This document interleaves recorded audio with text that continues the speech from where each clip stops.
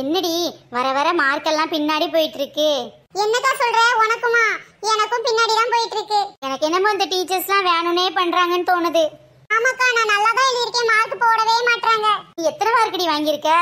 நானாக்கா 30 மார்க்குக்கா. Pass ஆறதுக்கு இன்னும் 5 வேணும். நான் ஃபெயில்னு சிரிக்கிறல்ல. ஆமா, நீ எத்தனை மார்க்? நான் 25 தான். நீ ஃபெயில் ஆறதுக்கு 10 வேணுமே. ஏன் என்ன பார்த்து சிரிச்ச? இல்லடி, போன வாட்டிலாம் நான் மொத்தமே 10 மார்க் தான் வாங்கியிருந்தேன். அதான் இப்ப நிறைய வாங்கியிருக்கேன்னு சொல்லி சிரிச்சுக்கிட்டு இருக்கேன்டி. சிரிஞ்சிடு போ. அக்கா, சிரிக்கும் போது நல்லா தான் இருக்கு. இன்னும் கொஞ்ச நேரத்துல வந்து அம்மா வருவாங்களே, என்ன பண்றது? எப்படி அம்மா சமாளிக்க போற? நீ எப்படி சமாளிக்க போறியோ அப்படித்தான். ஐயோ அக்கா, ஏதாவது ஐடியா கூட.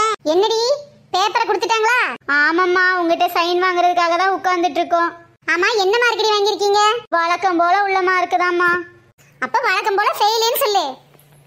எம்மா, உனக்கு தெரியுமா, நான் நல்லா தான் எழுதுறேன். மிஸ் மார்க் போட மாட்டேங்கிறாங்கம்மா. ஆமாம்மா, எனக்குலாம் இன்னும் 6 மார்க்கா போட்டாங்கன்னா 5 மார்க் எடுத்து பாஸ் ஆயிருவேன். மிஸ் வேணும்னே போட மாட்டேங்காங்கம்மா. என்னடி சொல்றீங்களே, வேணுமே போட மாட்டேங்காங்களா?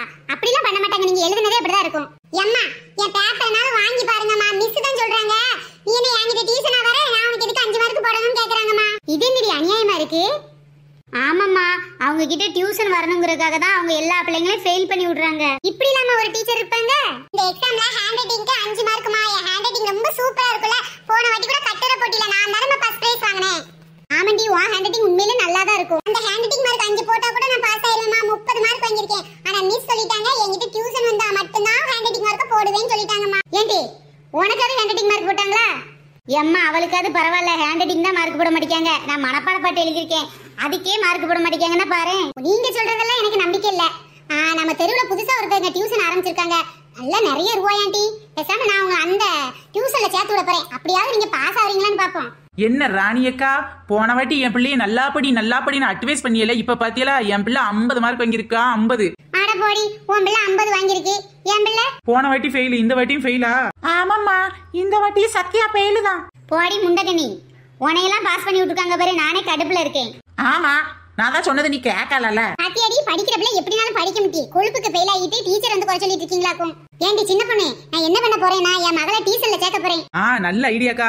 நானும் இவ்வளவு டியூஷன்ல சேர்த்து விட்டுதான் இப்ப 50 மார்க் வாங்கியிருக்கேன். நம்ம தெருவிலேயே நிறைய ரூபா கொடுத்து ஒரு டியூஷன் சென்டர் ஆரம்பிச்சிருக்காங்கடி. அங்க சேர்த்து விட போறேன்.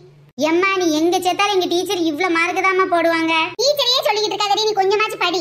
ஏக்கா, டியூஷன் சேர்த்தா உண்மையிலே நிறைய மார்க் வருங்கா. நம்ம வீட்டுல ஏமாத்திட்டு படிக்க மாட்டேங்க. டியூஷன் பண்ணா எப்படினாலும் டீச்சர் படிக்க வச்சிருவாங்க. அம்மா நான்லாம் டியூஷன் பண்ணாலுமே படிக்கவே மாட்டேன். ஆனா நான் பாஸ் ஆயிட்டேன். என்னடி உன் மகன் இப்படி சொல்றா? டியூஷன் போனாலும் படிக்க மாட்டாளா, ஆனா பாஸ் ஆயிட்டா? அதான்க்கா, இவ வீட்டுல படிக்க மாட்டேங்கன்னு டியூஷன்ல சேர்த்து விட்டீங்களா. டியூஷன் டீச்சர் எப்படி படிக்க வச்சாவன்னு தெரியல. இப்ப மார்க் வாங்கிட்டா, கேட்டா படிக்கலங்க. ஆன்ட்டி ஒரு ஐடியா இருக்கு ஆன்ட்டி.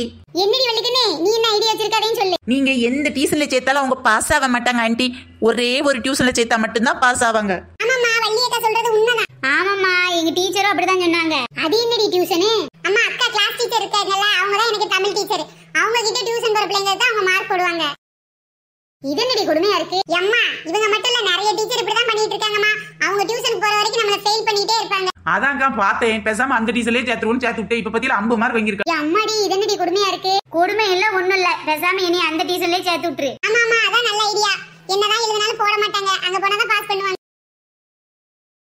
கொடுமை கோயிலுக்கு போனா அங்க 2 கொடுமை ஜிங்கின்னு அடிச்சா அந்த கதையாவுல இருக்கு. ஆமா ஃப்ரெண்ட்ஸ், சில டீச்சர்ஸ் இப்படிதான் இருக்காங்க. நீங்களும் இந்த மாதிரி டீச்சர்ஸ் பார்த்துருந்தீங்கன்னா கீழே உள்ள கமெண்ட் பாக்ஸ்ல சொல்லுங்க.